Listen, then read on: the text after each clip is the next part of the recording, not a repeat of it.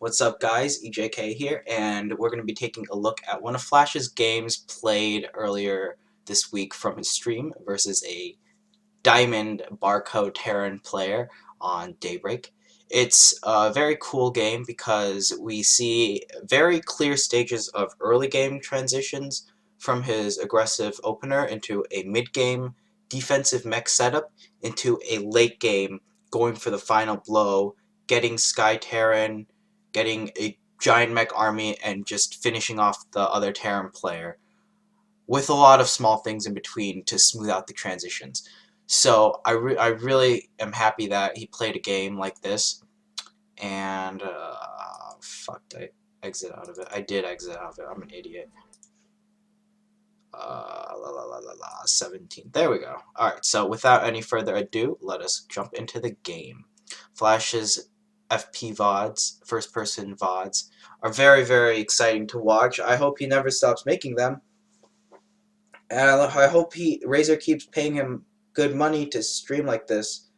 I wouldn't mind like once a month. That's pretty cool. He played a lot of TvTs in this stream, so this is one of his, I guess, one of the different builds that he does in TvT. He recently has only been doing that gas first into a Reaper Scout into a defensive Viking Raven 2-factory Blue Flame Hellion. Lately, he lost to Sky High 0-2 doing that build twice. So it's really cool and good to see that he's changing up his play to be more versatile. And we see that here, getting that SCV going out onto the map at about 9 supply, around the time that the first SCV is going to make that depot. And he's going to be going for a Proxy Marauder rush. Very, very strong build. And it by no means slows down your economy. Okay, well, it slows it down a teensy bit because that SCV is being sent all the way across the map at such an early time, but it still keeps you, you still constantly produce SCVs, basically, as long as you're stacking as soon as you split your initial SCVs. So it's not really it's not an all-in by any means, it's just a very aggressive opening. You basically wait for about 2 Marauders because that is when concussive shields will, or not concussive shields, when concussive shells will finish. And then you can kind of poke and do some damage. The way Flash orchestrates this attack is that he brings a bunker, or he builds a bunker with that SCV instead of sending that SCV back to mine at his base, so that the bunker provides a little bit more high ground vision and allows those Marauders to get a couple extra shots off for the price of canceling a bunker, which is about 25 minerals. And then you can also float your barracks and try to pick off some depots at the main wall off ramp. Those depots are, there's no way you can save them if you have them there, and if your opponent is doing a Proxy Marauder rush. Flash is also taking his second gas relatively early. He needs to transition out to get a factory about as soon as possible, or aka ASAP. He needs to get that factory so that he can get, not only can he get anti-Banshee defense, but also to progress his tech going, because he only has that barracks with the tech lab right now, and even though that's a large portion of his army, that's his only army, actually, I mean to say. So he needs to buy time, and he needs to try to rush out production buildings so that he can build additional units. So that we see that bunker being built there right now, and Flash is very focused on this scene, using the Marauders kite back to kill those SCVs. That Terran player really should have brought all of those SCVs out so far. Actually, he really couldn't have, because those 2 Marines didn't pop out yet, because he did go for a Reaper Expand and he did not scout. Whenever Flash goes for Reaper Expand, he always scouts different Proxy Marauder locations so that this doesn't happen to him.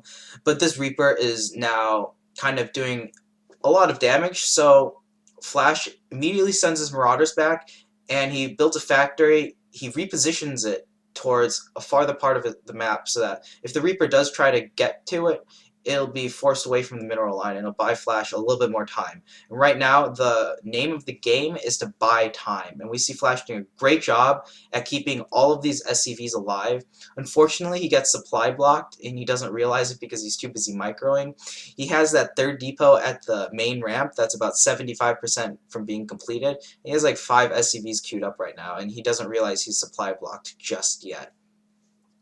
We see the Marauders finally get here, and the end of the Reaper Harass comes. Flash building that depot there because now he can focus on other stuff, but that #1 priority we was seeing, his attention was shifted towards getting that Reaper to deal almost 0 damage as possible.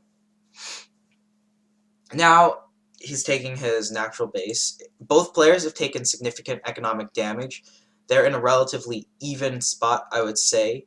The other Terran player, you can almost guarantee that he is going to be taking his command center as well. There's nothing he can really do to punish Flash for doing this early aggression because Flash's tech is up pretty fast because of that early gas.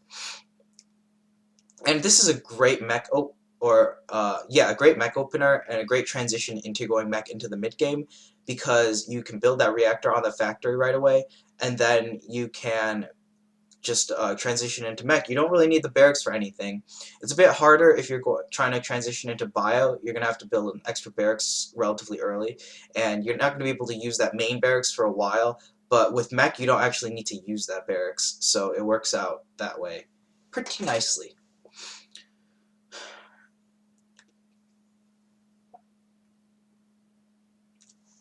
Flash is going back into macro mode right now. There's not really much going on except controlling the map. We see the Marauders roaming.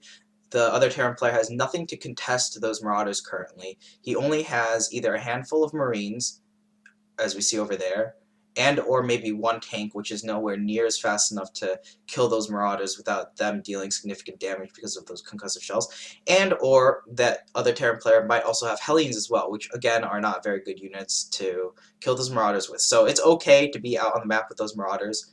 And now Flash is going to try to do a poke to the other Terran player. I'm not going to really call it a timing attack.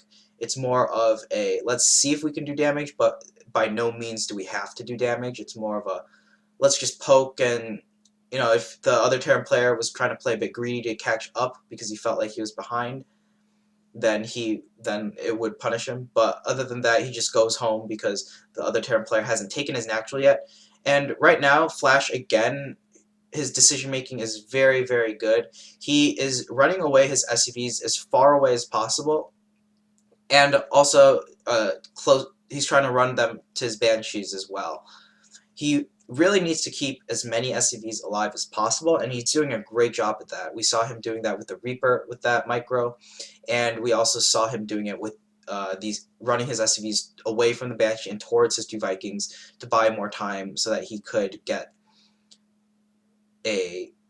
like keep his economy alive. Like, he's still in a pretty good position. He did see that the other Terran player did not have his natural base yet, so Flash is going to be mining from 2 bases for slightly longer time. So even though these Banshees did disrupt the mining time, Flash still has a big economy. He has 2 orbitals as well, and he has 2 sets of mineral patches that he can utilize to his advantage. So he's going to be in a good position regardless of how much damage these Banshees have done.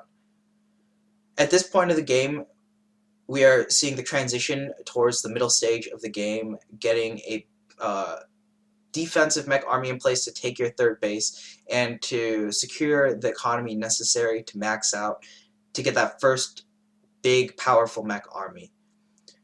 Flash has a decent amount of units on the ground. He has a good economy back in place, and he's also going to be taking his 3rd base, as we see over there.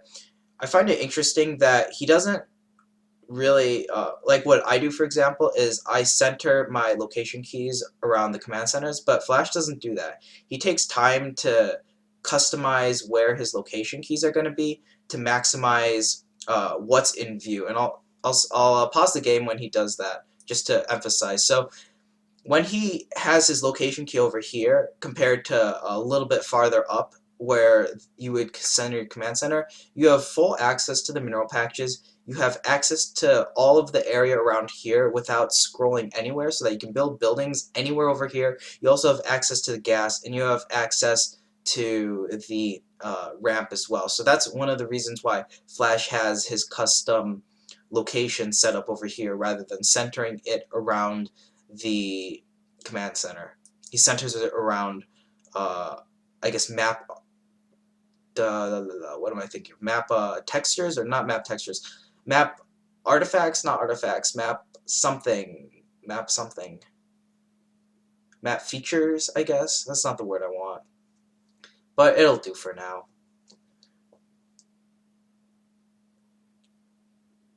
Flash also, oh yeah, so he just poked to the third base as well, just to check if the other Terran player is taking it. It's these little things that don't, like, he didn't really learn anything except that the Terran player is not taking his third base on location. That's the only thing he can gather from checking at the third like that. And because of that, he knows that he's ahead because he is taking his third base on location. And now these initial Cloak Banshees are going to be, they're primarily being used for scouting, but they're also going to be used to deal damage as well, because this Terran player was unprepared for this delayed Banshee attack. He really didn't have any idea it was coming, and that's one of the advantages of doing delayed Cloak Banshees, is that you simply don't know when your opponent could possibly make more Banshees like this. So dealing some decent damage, we see that Flash was able to scout that third command center. It was being built in the main. It was kind of necessary because you can't really hold this location if you're going bio-tank because of the Hellion presence on the minimap. So Flash is able to, even though they both went for 3 command center builds, and this Banshee is doing counter damage to even out the mining time that Flash dealt to the other barcode Terran, he's still ahead because he knows that his opponent's third base is not yet on location, whereas his is. And that's really all the advantage that Flash is looking for to play out the rest of the game. So it's important to know that, like, in this position, that Flash is ahead, and the reasons why he is ahead. He is ahead because his third base is faster because he built it on location. And that's pretty much the biggest reason why he's able to, in this game specifically, why he's able to kind of, he's always in the lead, or not in lead, he's always in command of the game, I would say. Even here, he's caught out of position, and I believe he just targeted down his own sensor tower by mistake, but he's still able to push back this army because he has superior air army. He has that small air armada getting ready. That Raven hasn't used up any of its energy yet. It's important to have Raven energy at this point because PDD can be very important to winning a battle against a Marauder heavy army. And like I said before, he's always been slightly ahead economy-wise, and a result of that is having a larger mech army, so that this Terran player, if the game was more in his favor, he'd be able to siege up the third base and Flash would be in a lot bigger of a trouble. But since Flash's army is slightly big enough to the point where any of his reinforcements that come are going to come faster, and they're going to make a big enough difference in the next fight, so that the other Terran player is forced to retreat. We see Flash already positions a Hellbat over here outside of the third. He has the barracks around the main base, and he has repositioned his Viking army towards the main base to reflect any drops coming his way, or I should say deflect, not reflect. Silly me. And then he's also building a couple missile turrets around the place to zone out at the third, and now we saw just in his main that he's adding 2 additional starports because he knows that the other Terran player has his third. He pretty much knows everything that's going on right now, and the way that this game is progressing, there's nothing that either player can do at the moment. They're both in a, this is a pretty even game at this point because of that small damage that the other Terran player was able to do to neutralize Flash's faster third base. So the other Terran player decides to set up a contain, and we saw when Flash scanned, we saw a big number of siege tanks. So we know that, or well, I should say Flash knows for a fact that, yeah, we see the scan again, and we know that this player, this other Terran player, is not going for a fast sky transition because he's still investing a lot of gas, big gas, into these big bad boy tanks. So Flash knows that his air transition doesn't have to be Ravens, and it can instead be Banshees. Banshees are very good intermediate air transition against Biotank because they add a ton of DPS. They counter Marauders very, very well, and they're an all-around mobile, good unit. They have decent range so that they can snipe off tanks, but they're not really useful when the other player starts to transition into air and when they start to get a lot of Vikings out. So we'll see Flash go up to a certain number of Banshees. There'll be a decent part of his army. He'll trade out these Hellbats we see here for a larger air force later on. But they still are a very good unit to have in the mech composition, especially if you can get them out before the Biotank player transitions into the Sky Terran. We see that first PDD being thrown down right now. Very patient by Flash not to use any PDDs until now. He could have even used one earlier on when the other player was sieging up the third, but he knew that seeing the army of the other player, that it wasn't big enough to warrant the use of a PDD.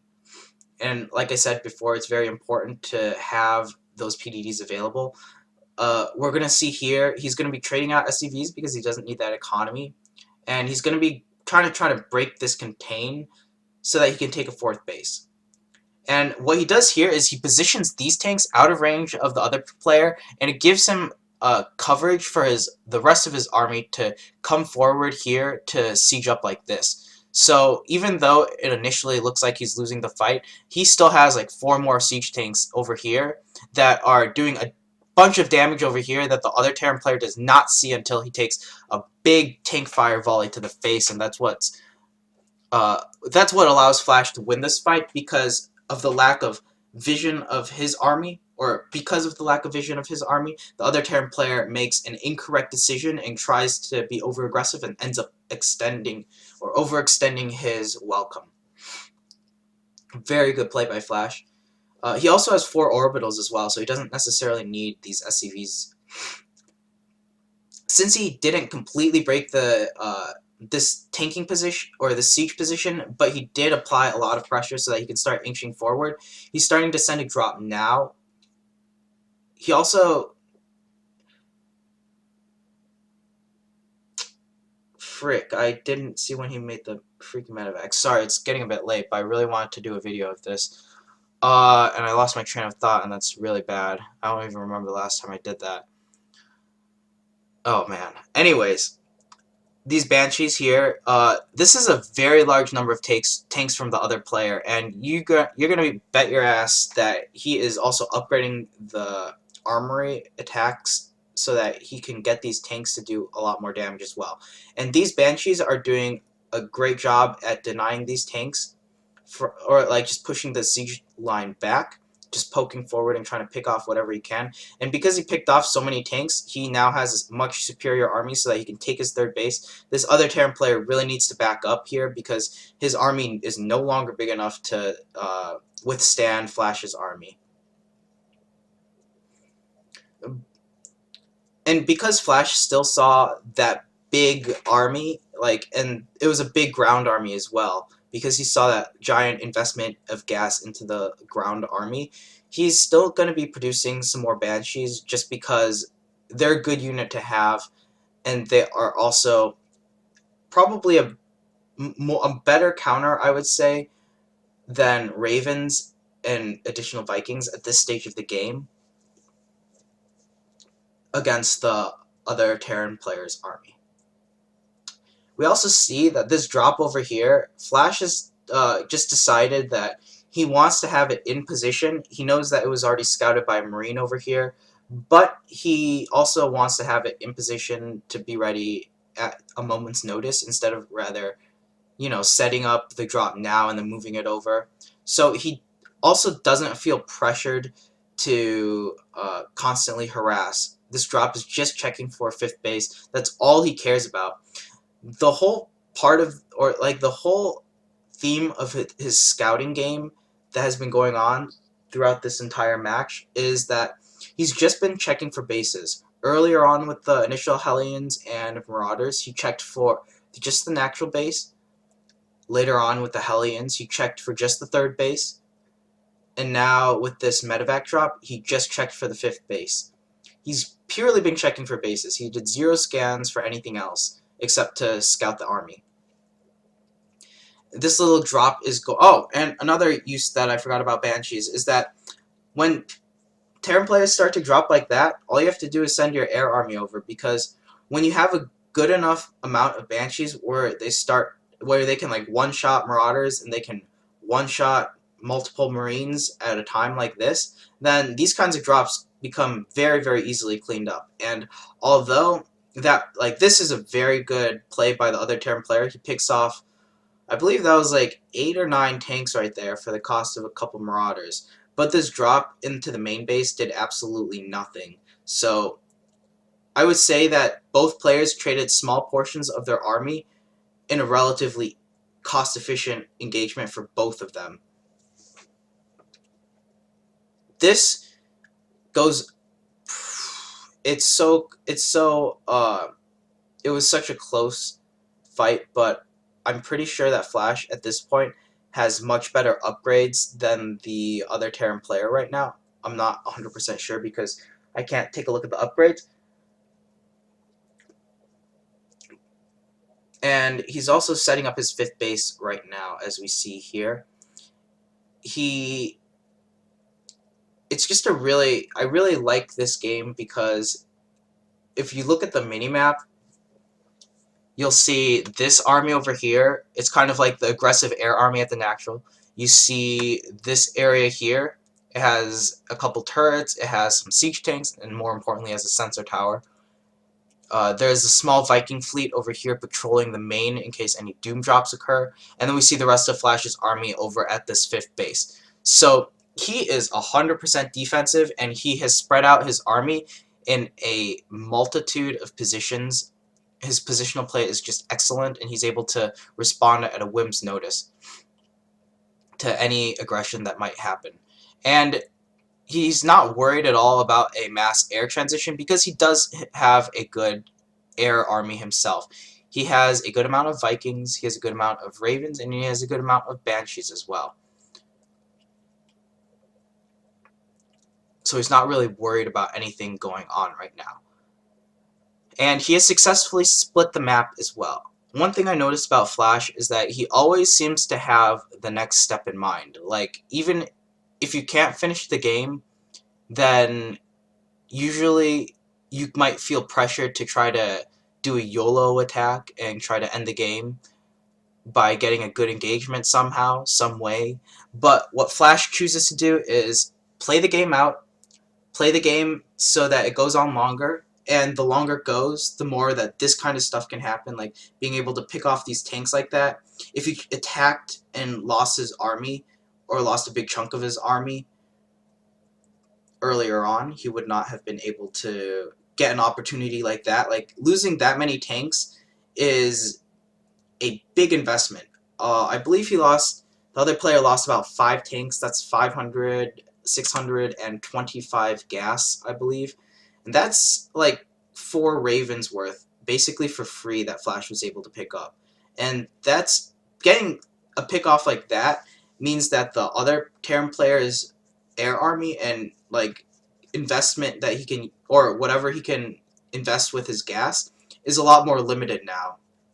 Like, gas is a very important factor in this matchup because it allows you to transition into an air army. It allows you to get more, I guess, units that aren't basic, units that have a lot more capability of doing things, such as Ravens, Vikings, siege tanks. This air battle, I believe, is going a lot better for Flash because he has better upgrades.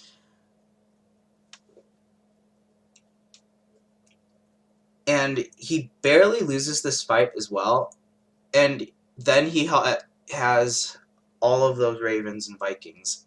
If he had those Ravens and Vikings in this fight, there's no doubt in my mind that he would have won that fight by being able to put down more PDDs. We also see that he's gone up to a total of about, I believe it's 5 factories and 5 starports on 5 bases. That seems to be the magic number. He's not producing continuously out of all of his buildings. Instead, this is all about adapting to the other Terran player's army composition and building units to counter it. Such, for example, having the Banshees here to counter this ground army, having the Ravens and Vikings to counter the Sky Army, and not really relying so much on a ground-based mech composition. Like, he doesn't really have a reliance on Hellbats anymore. He barely has any of them in his army, and he's mostly going for a Siege Tank, Raven, Banshee kind of composition.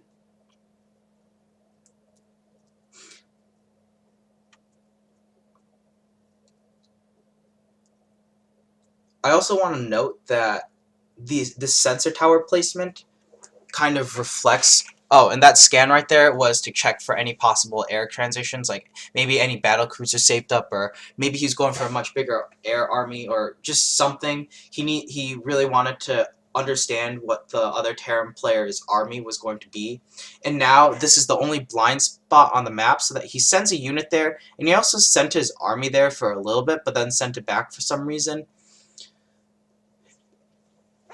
Just because that was the only blind spot on the map that his sensor towers didn't have vision of. And this army right now is a pretty scary army. He doesn't have a very big siege tank count. He has enough Hellbats to tank damage for those siege tanks, but he really has a big Raven, Viking, Banshee army that would make a Villo proud any day of the week. So at this point of the game, Flash is on 5 bases versus 5 bases. It's 35 minutes into the game. So another important factor is that the main and natural are going to be mined out. The third base is going to be almost mined out of both minerals and gas as well. So both players are effectively on about 2 base econ right now, so that when these armies die, they're not going to have a bank to replenish them. Well, they're going to have a very small bank to replenish them, because these 2 bases that are mining are very healthy, and they're both maxed right now. But we see Flash pushing forward. He's not only pushing forward to do an attack, but that 6th base over there building is going to be used to go over here. So he's not only pushing against his opponent, he's also establishing a safe position so that he can establish a 6th base. And having an air army is really nice, because as we see here, all he has to do is send 2 Banshees back to deal with the Marauders. Whereas if you had a bunch of siege tanks and Hellbats, those Marauders would be a lot more cost efficient. Now they're just on a ticking time bomb and they're about to die. And Flash has been able to get up on top of the other Terran player's 5th base, the only other mining base. I'm assuming he has the base in the top left corner. Flash also has Hellbats there.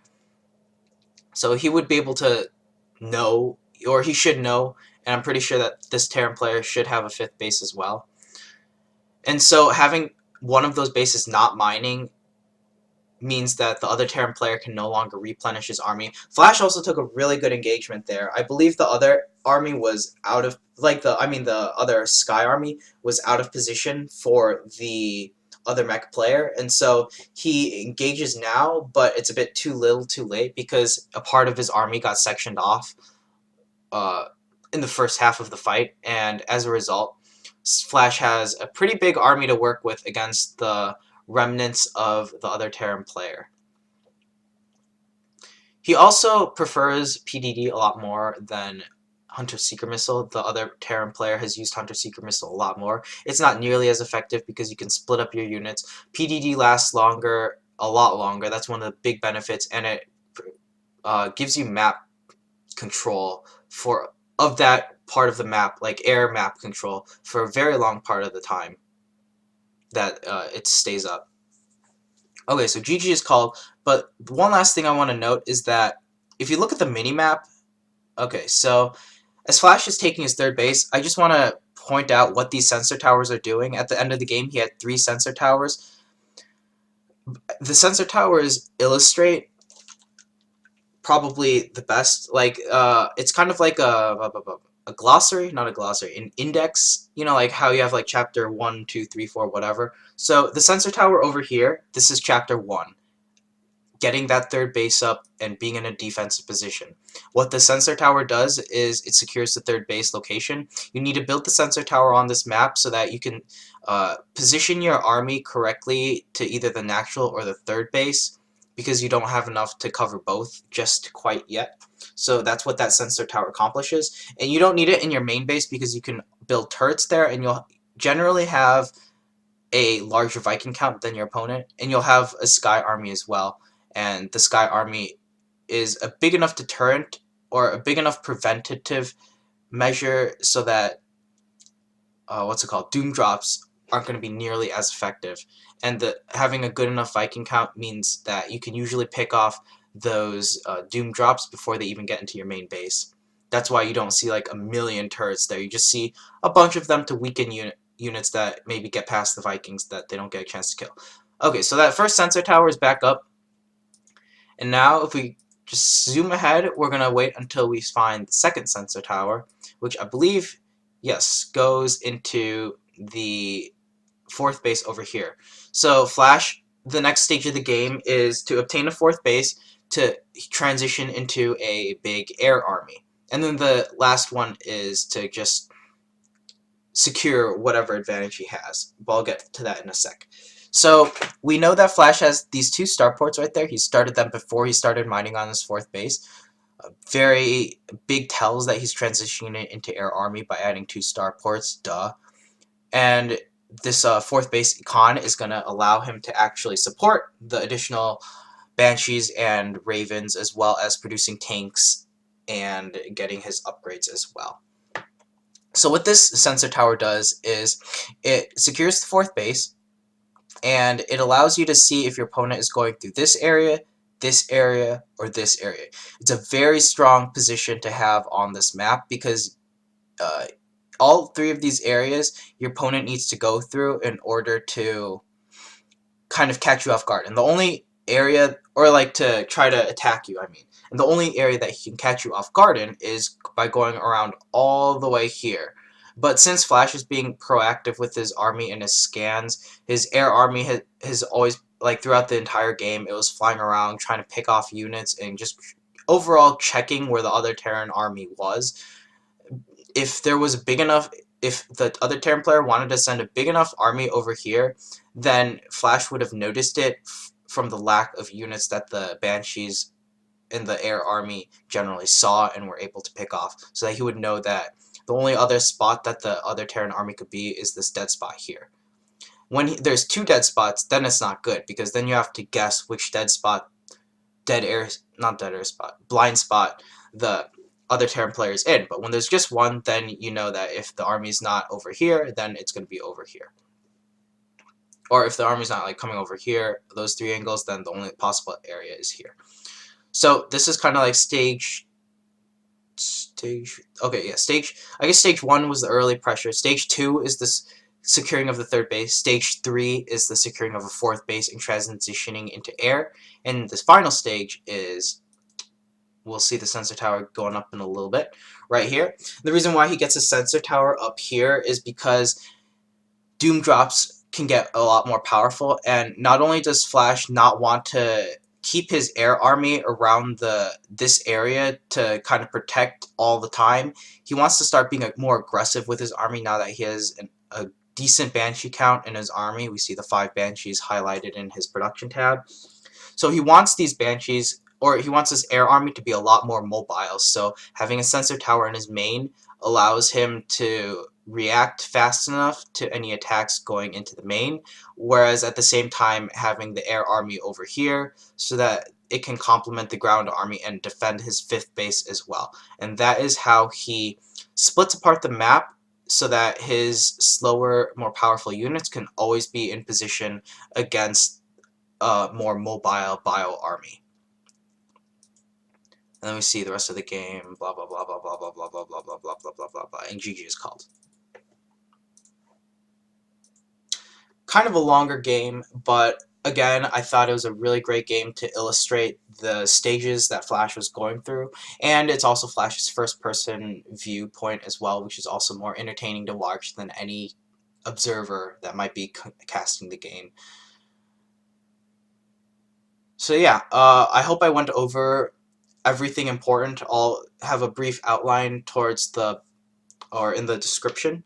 If you guys have any other questions about the game that I might not have answered or might not have gone over and you want to answer, just leave a comment below and I will get to it accordingly. Also, if you guys watch the stream and you have any suggestions for videos that you want to be done, I do have the entire VOD. See, it's the entire VOD here. Thanks to a Reddit user making a torrent of it that he's going to be seeding for a couple days. Then just let me know and I'll be able to take a look at the game and make a video out of it too. Alright, well that's a night for me and I hope you guys have a good night as well. And thanks for watching. EJK out. Peace guys.